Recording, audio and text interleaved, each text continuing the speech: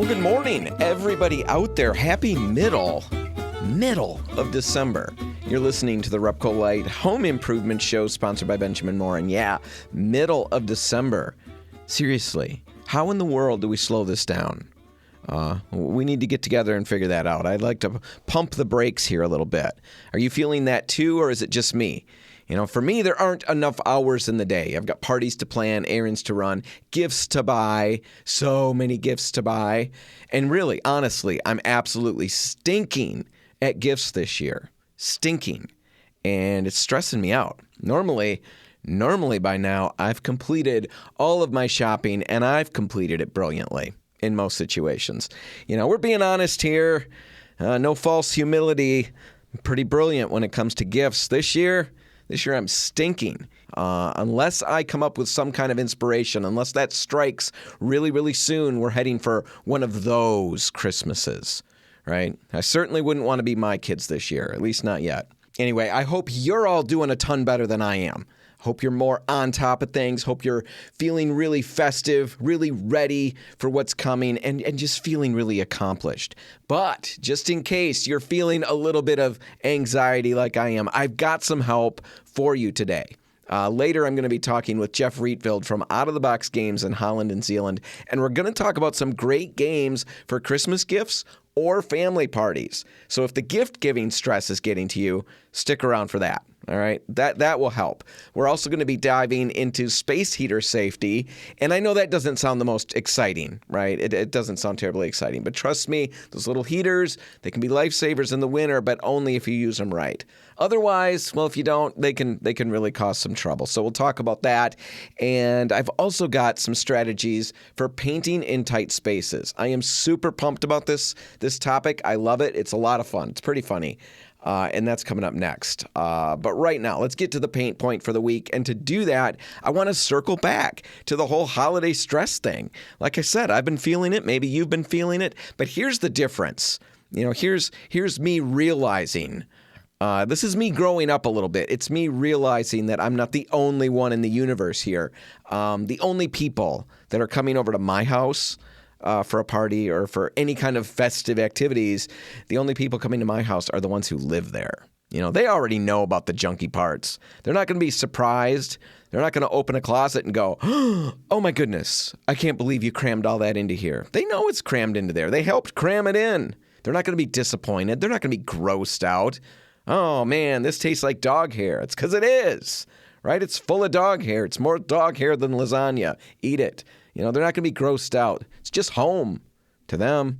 But some of you are hosting big events. You've got guests coming over. Wonder what that's like. I don't want to know what that's like, and my guests don't want to be a part of it. Not while I've got dogs. But maybe you've got that going on. Maybe they're even staying with you over an extended period of time. If so, you're feeling the stress to make your home shine. And if that's you, if that happens to be the spot that you find yourself in, let's talk about some quick ways to spruce up your space without taking on a full paint project. And first off, start with the walls. And a lot of the time, walls don't need to be repainted. You know, they just need to be cleaned. A magic eraser or even a simple solution of warm water, dish soap, and white vinegar can work wonders on scuffs, fingerprints, marks, who knows, spaghetti sauce, whatever's on your walls. You can get that off pretty easily. It's amazing how much brighter and fresher a room can look with clean walls.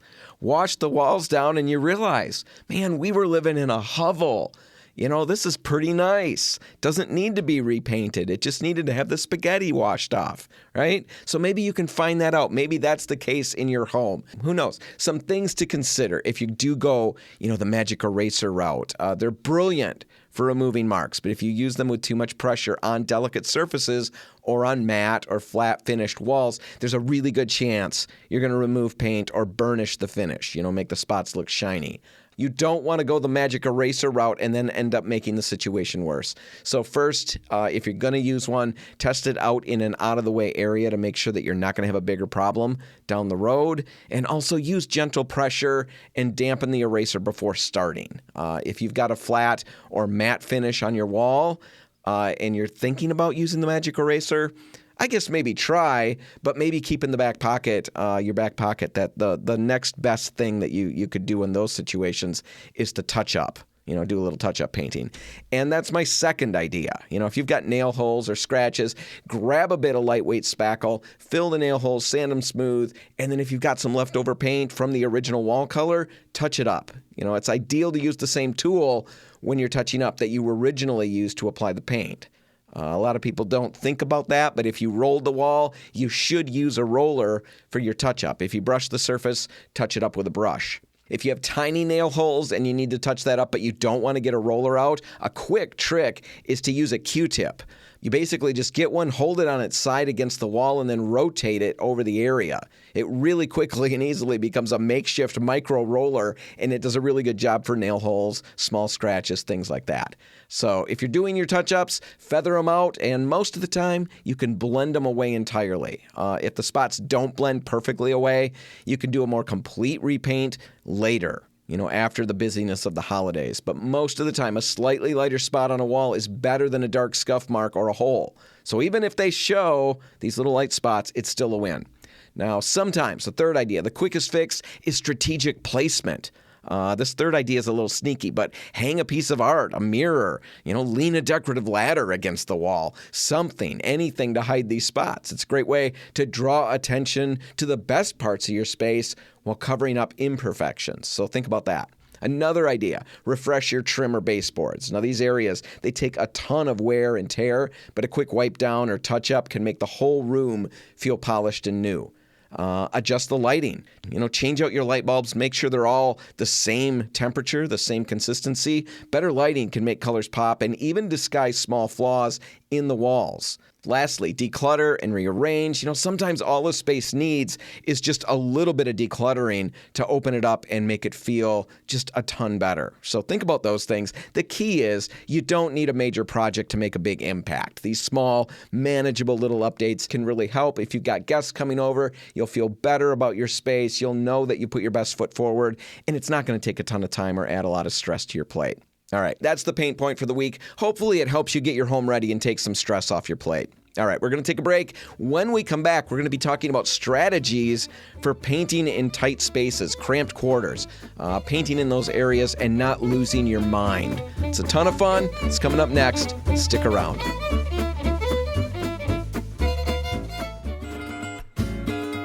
And we're back. You're listening to the RepcoLite Home Improvement Show, sponsored by Benjamin Moore. And last week, we talked about some tools that you should have if you're going to be painting in tight spaces, small rooms, cramped quarters. We talked about the tools. Today, let's go over some essential strategies that will make the process easier and help you avoid, those really sad oops moments. Or in a more dramatic fashion, the really moments, right? All right. First off, schedule enough time for the work. That's my very first tip here. And it's kind of funny. And I've fallen into this as well. But a lot of people get it in their head that if they're painting a small space, that somehow the project's going to go quicker than painting a large space. And I guess it makes a lot of sense. The room is so much smaller. There's just less to do, right? It's going to just fly. Well, weirdly, it doesn't work that way. In fact, usually the exact opposite is true. Anybody who's tackled a bathroom or a narrow hallway or an entryway knows it can be a challenge. And while the wall space is limited, you find that you're cutting in more. You find that you can't roll a small area as effectively as you could if the room was 10 foot square. Bottom line, you just can't move as fluidly or as conveniently as you'd like. And all of that piles on and adds time to the project. So give yourself that time. Plan for it. Plan on it. Don't jump in thinking that you're going to wrap up in a couple hours and then you're going to head to Grandma's 112th birthday party. All right? Most likely, you're going to find the project takes much longer than you thought, and then you've got a dilemma. Do you leave the house while everything's in this state of half-finished chaos? I mean, you've got paint in the tray, a brush covered with paint, the ladder's out, the room's a mess. Can you really just leave it like that? But on the other hand, it's Grandma's 112th birthday. Sure, she seems healthy, seems like she's doing well, but you never know. Don't put yourself in that position. Don't be making those decisions. Those are bad decisions. Plan on these smaller projects taking longer than you think, and you'll be safe and happy. All right, that's the first strategy. Second strategy, minimize your helpers. Minimize your helpers. Tight quarters, they are definitely not the place for an extra set of hands. These people who want to help us, they mean well. They do. They want to support you. They want to support me, either because they love us or because they feel guilty. That's entirely possible. They feel guilty that you're working on something and they're not. Whatever the reasoning is, they usually mean well, but after about 4 minutes in a tight space together, you're going to discover about probably 17 or more reasons why you despise that person and why you've always despised that person. And to be honest, really throw it all on the table here, they're probably going to be discovering those same things about you. So don't do it. Too many cooks in the kitchen, that's bad. Too many helpers in a tight space, that's worse. It'll start with some bumping. It's going to end in, some kind of MMA cage match. Avoid all of that at all costs. If somebody insists on helping, make a deal. Maybe they clean the rest of the house while you work in this room. Or maybe they can prepare dinner. Or maybe they can run to RepcoLite if you forgot something. Or even better, maybe they can just leave. Get out of Dodge for a while and let you do the work. Solo painting is smoother in small spaces. All right, that's the second strategy. Third strategy that I've got for you, prep your walls thoroughly. And this next one, it applies to every single paint job out there. But still, don't tell yourself that since the space is small that you can skip, some of the prep work. Prep work's crazy important no matter the size of the project. All right, just because it's little doesn't mean the prep work doesn't matter as much. So take the time and do it well. Remove nails and screws. That's a big one for me. Don't try to paint around the nails. It usually ends up being a pain in the neck. I've learned that the hard way over and over again. Finally, I've learned and I remove them. But the thing is, it's crazy tempting every time to leave them in. It's just a little nail. What's it going to do? It's a little nail. I'm going to use it again as soon as the wall's dry. I'm going to put the art back up on it. Maybe I'll just leave it there and roll around it. That's usually what I tell myself. And then I start rolling and I forget about it, because I'm flying through the room. I'm rolling those walls like lickety split, super fast and with a skill that usually impresses even me. And as I'm going, I forget about that little nail that's sitting there lurking, waiting for me until I hit it with the roller, at full speed. Sometimes it snags the cover and pulls out fibers. I've had it create a little pattern that ends up repeating on the wall until I replace the cover. That was a pain. Sometimes the nail shoots off. I knock it clean off the wall and it lands in the carpet somewhere, probably pointy side up. That's always fun to find later. Or nothing terrible happens. I just bump into it with the roller. Oh, the nail, I forgot about it. No big deal, right? Yeah, it's fine until the paint that collected on the nail starts dripping onto the floor. Happens every time. It's not a tragedy, but it is a nuisance. And in a small space, you got enough things that can be nuisances. Don't let this be one. Remove the nails. Fill the nail holes if you're not going to be putting the nails back, and be sure to scuff sand any glossy surfaces so the paint sticks better. And don't forget to clean the walls. Like I said, it's the full prep job here, even though the room is small. But make sure that you wipe everything down, especially all the little hidden spots. Behind the toilet, the light fixtures, the vent cover for the ceiling fan, even the tops of doors. All of those areas have caused trouble and headache and sorrow for me on paint projects because I forget about them until I roll into them. And all of a sudden now I pick up a bunch of fuzzies or who knows what I found. It's the bathroom after all. Could be anything. And now I'm spreading it on the wall in my new paint. It's a real pain in the neck. Wipe all those areas down. Make sure they're clean. Everywhere dust could be lurking, get it. Last prep step, and then we'll move on to another strategy, but last prep step here is remove as many items from the wall as is reasonable. Painting around toilet paper holders, the towel racks, the switch plate covers, that's possible, and if you're an accomplished painter, it can all be done very quickly.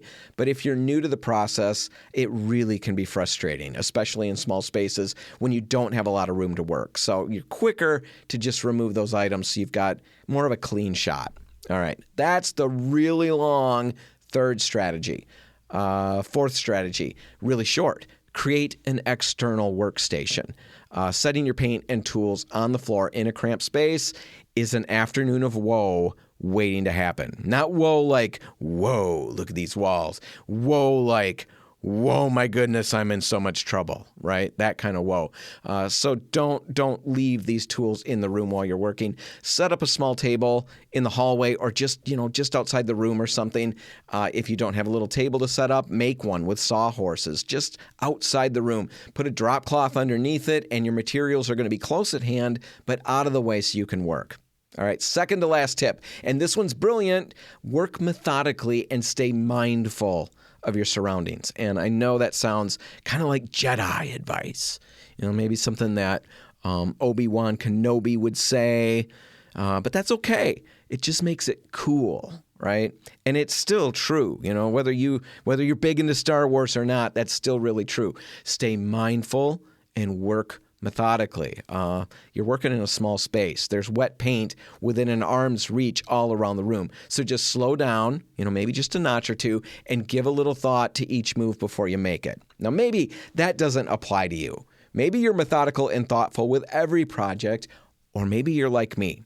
I'm less of those things, and I'm kind of more all in. That's how I work. I move crazy fast, almost with violence, it's been described. I'm not violent while I'm working, but that's how people have described how I approach the job. A lot of energy akin to violence. I want that room done now, and I'm willing to die to make that happen.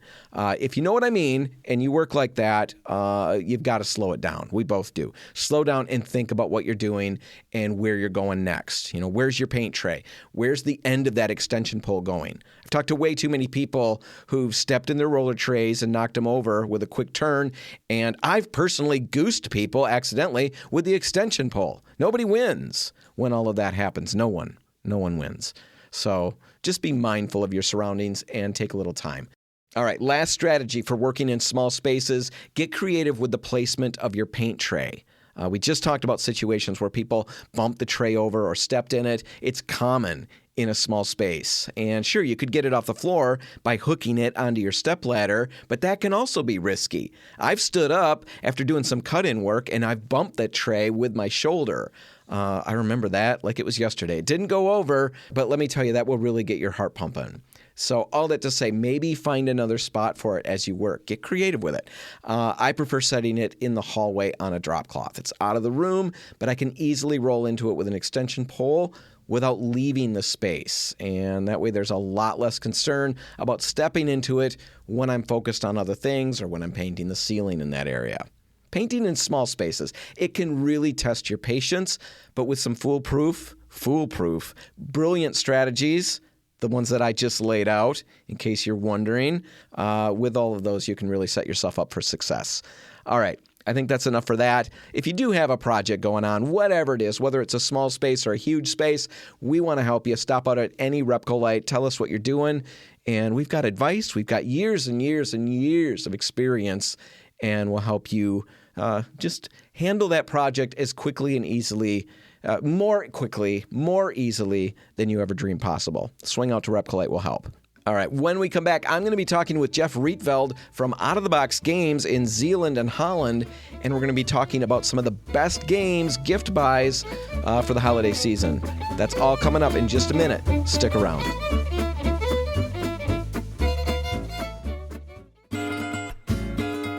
Welcome back. You're listening to the RepcoLite Home Improvement Show, sponsored by Benjamin Moore. And right now, I've got a great conversation lined up. It's a snippet from my long-form interview with Jeff Rietveld, owner of Out of the Box Games and Puzzles in Holland and Zeeland. Now, in this segment here, we're going to focus on gift ideas and party games. But if you do enjoy what you hear and you want to dive deeper into the full interview, which is packed with, a ton of stories about how Jeff started Out of the Box, some of the obstacles that he ran into along the way, away, as well as a lot of talk about games, more talk about games. If you want to catch that interview, you can find it on our YouTube channel. Just search for the RepcoLite Home Improvement Show, and you can watch the whole thing there. Right now, though, let's pick it up with Jeff talking about some of his family's favorite games and games that might be perfect for your group this Christmas. A lot of our personal favorites that we play a lot of. Just One, it's a party game where everyone is working together. You have to give hints, and you write them out on a little board, and you show it to everyone except the person whose turn it is. And I now have to look at all the words and guess what the actual word is. So let's say my word is chocolate, and this is the example from the back of the box. So I hold up the card that says chocolate, and I don't see it. And then everyone else has to write a hint based off of the rules really are just one. Only one of each clue can be out there, and they can only just one word. So if you said cocoa and someone else said cocoa, your answers don't count and they get hidden. So you want your hints to not be chosen by anybody else.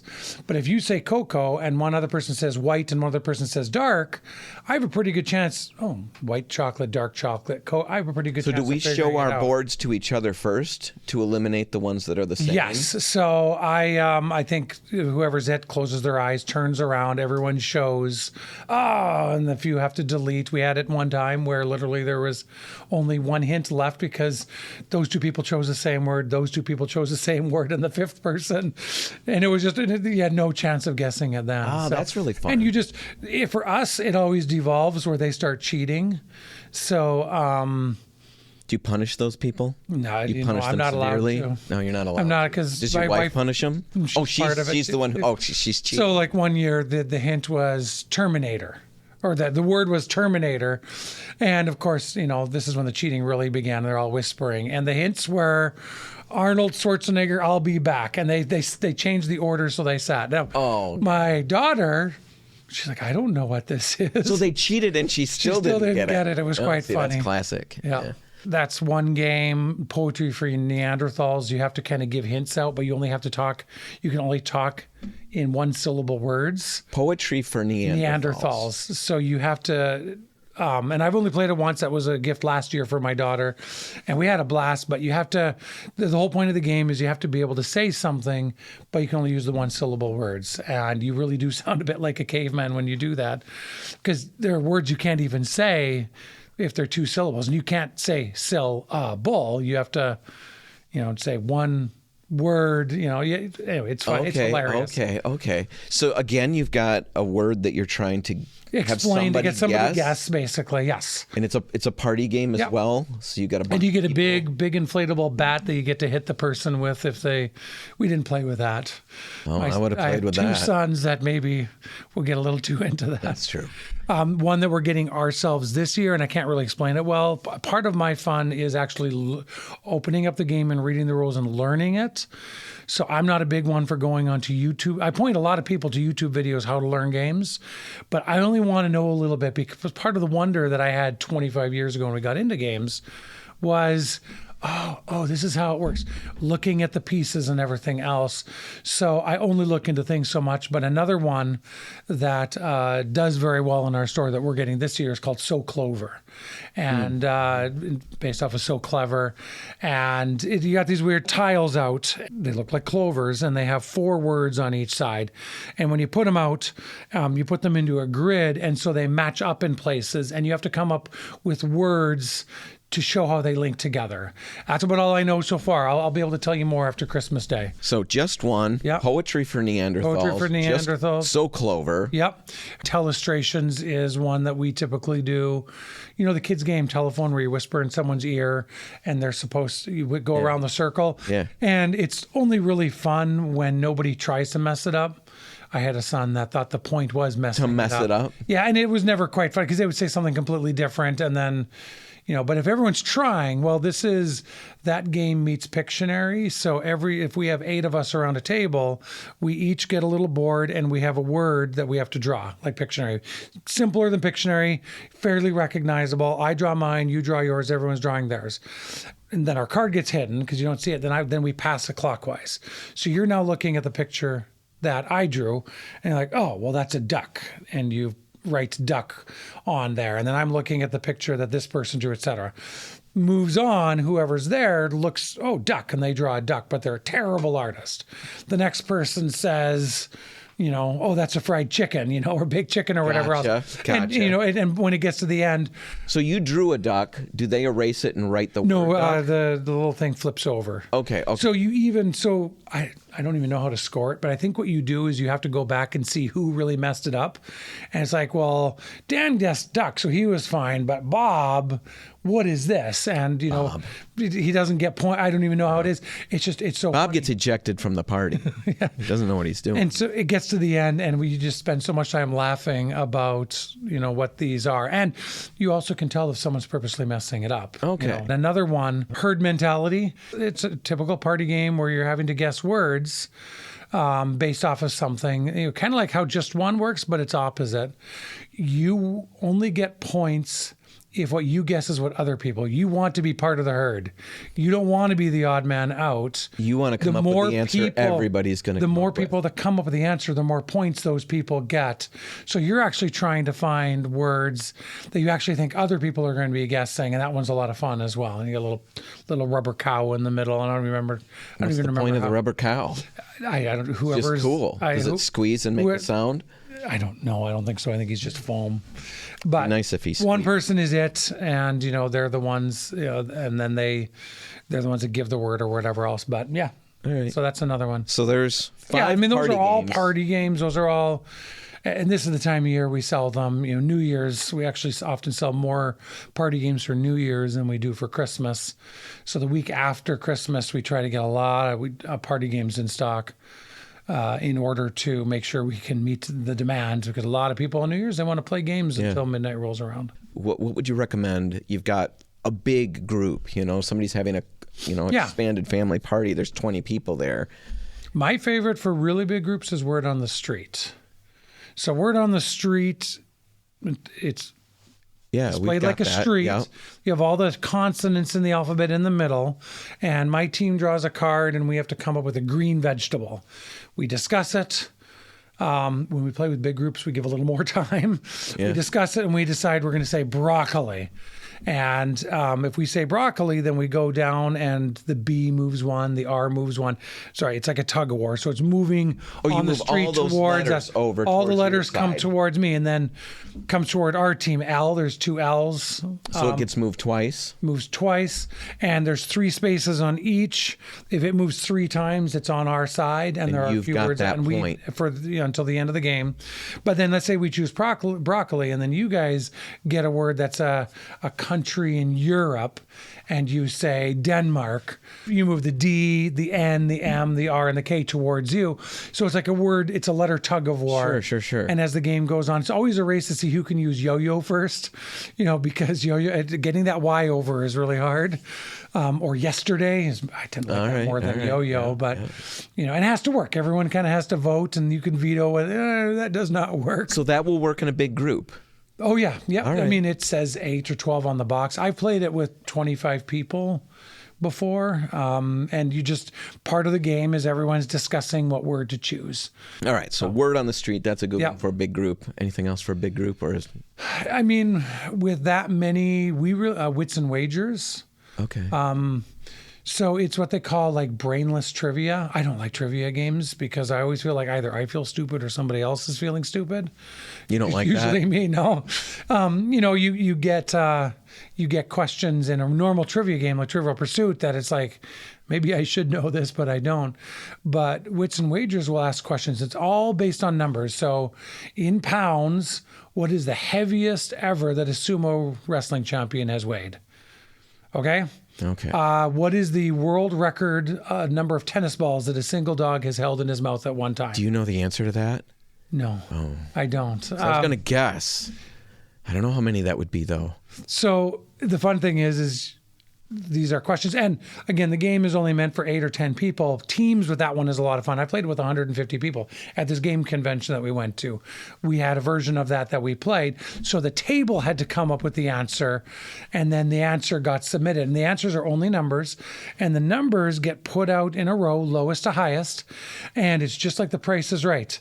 The right answer is the one that's closest to the number without going over. So if the heaviest ever sumo wrestling champ, I know 500 pounds, and someone has 510, that is no longer the right answer. But 480, if no one's in between, that is the right answer. But then you're wagering on who you think has the correct answer. So I have a brother that's a veterinarian. Okay. And he owns huskies. So if the question came up, the world record number of tennis balls held in the mouth, I'm going to look, I don't know, right. But I'm going to look at that and I'll see what he did, and I'm going to wager that his answer is right. And then I might have another wager, but just in case this person does this. And so typically you get more points by wagering who is right than you are by being right. And I mean, so all the answers are displayed. Yep. Everybody wagers, and then you reveal the answer. Then you reveal the answer. Does one person have to run the game, or can you? So the one person who is reading it off is the person at that point who reads the question, and they put them out in order, and they don't do anything other than that, and then it just shifts to the next person. So the normal version of the game actually uses like little poker chips. So you're literally wagering, and the board has like payouts, like 1-to-1, 2-to-1, 3-to-1, 2-to-1. So based on where it is, the numbers in the middle have a better payout or a worse payout than others. But then there's the family edition that literally you're just putting markers out. And if you have it's a meeple from Carcassonne, you put your big meeple out, and that's right, you get 2 points. The little one, if that's right, you get 1 point. You can put them both on the same one. All right. And that one tends to be a little easier with bigger groups. You can play the regular edition. All right. And it's not like there's inappropriate questions in it. They do make the questions in the family edition a little easier for kids than... so Wits and Wagers. Yeah. So what's the best thing? We're wrapping up. What's the best thing about what you do? What's your favorite part of it? Just from a business standpoint, I love the fact that now instead of taking up a job, I'm providing jobs for other people, and people come to us for fun. Yeah. So out of the box, you've got a Holland and a Zealand location. Yep. What are the hours? Give those out. So Zealand is 10 to 10 Monday to Friday, 10 to 6 Saturday. And Holland is 10 to 8 Monday through Saturday. All right. Jeff Rietveld from Out of the Box. Thanks for hanging out. Oh, thank you. Remember, there's a ton more to that interview, including a quick demo of another game that Jeff never mentioned on the radio or podcast version. It's a popular game, crazy quick to play, and it's all about little ducks being abducted by aliens. It's called Abduction. He breaks it out and talks about it on the video. So head over to RepcoLite's YouTube channel. Check out the full-length interview. All right, now let's take a break, and when we come back, I've got some space heater safety tips. It's getting colder out there. Let's make sure you and your family stay safe. That's coming up. Stick around.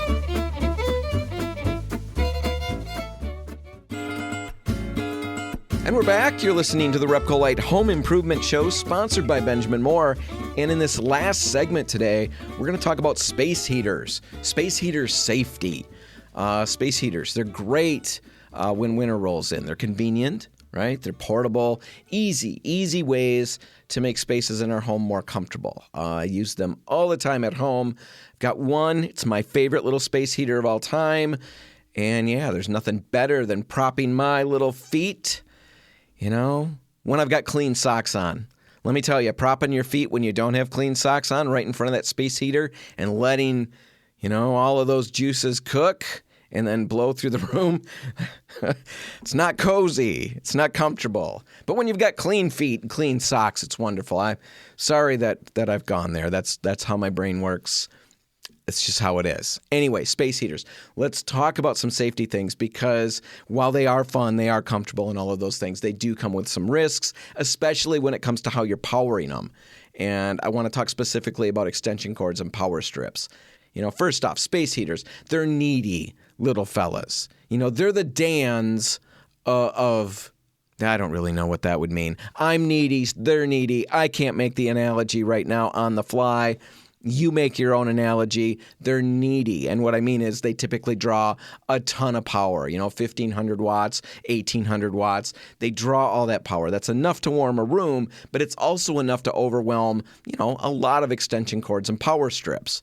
Many of the cords, many of the power strips that we would reach for in a home to power a space heater just weren't built to handle that much sustained electricity. The extension cords specifically, they've got thinner wires, often the ones that we would grab.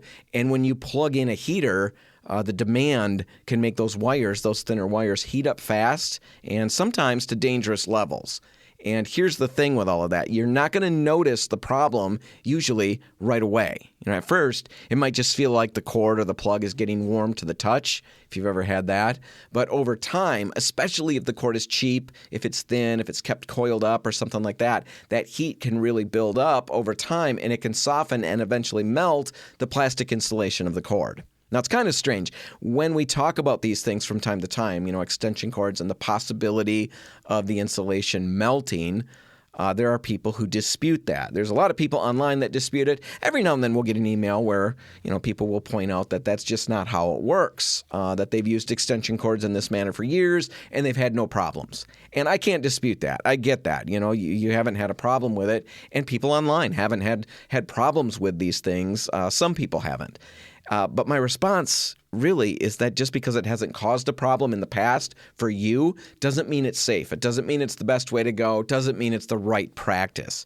Electrical systems, they don't always fail immediately. The risks can accumulate over time. And there really certainly is tons of evidence that overloading a power strip or using an extension cord with a space heater is dangerous. A lot of evidence that shows that. Statistics show that roughly 50% of home electrical fires involve some type of extension cord or overloaded circuit, and space heaters usually one of the most common culprits. The National Fire Protection Association and pretty much every fire department out there, I didn't have the opportunity to check with all of them, but when you dig into it, it seems most every single one of them is going to recommend that you plug your space heater directly into a wall outlet with no exceptions. Now, you might be wondering, what if I absolutely have to use an extension cord? Maybe there's somebody out there, it's how it works in my home. I have to use one. My outlet's way over there. My chairs are here. This is where I sit. This is where my feet need to be. This is where the heater needs to be to warm my feet and make them toasty. I need that extension cord. If that's you and you absolutely have to use one, it needs to be a heavy-duty cord that's rated for at least 15 amps. And even then, it's still safer to rearrange your setup and skip that cord altogether. All right, as we wrap this up, here are some quick tips, some last-minute things, just 4 things real quick to help you and your family stay safe and warm this winter when you're using your space heater. First off, as we just said, always plug your space heater directly into a wall outlet. No power strips, no light-duty cords. And power strips, they might seem sturdier to you than standard extension cords, and you might be tempted to think that that's going to be all right. But these things are still not designed for the sustained high-power demand of space heaters. The potential for overheating, even with high-quality power strips, makes them an unsafe choice. So always plug that space heater directly into the wall outlet. That's your best bet.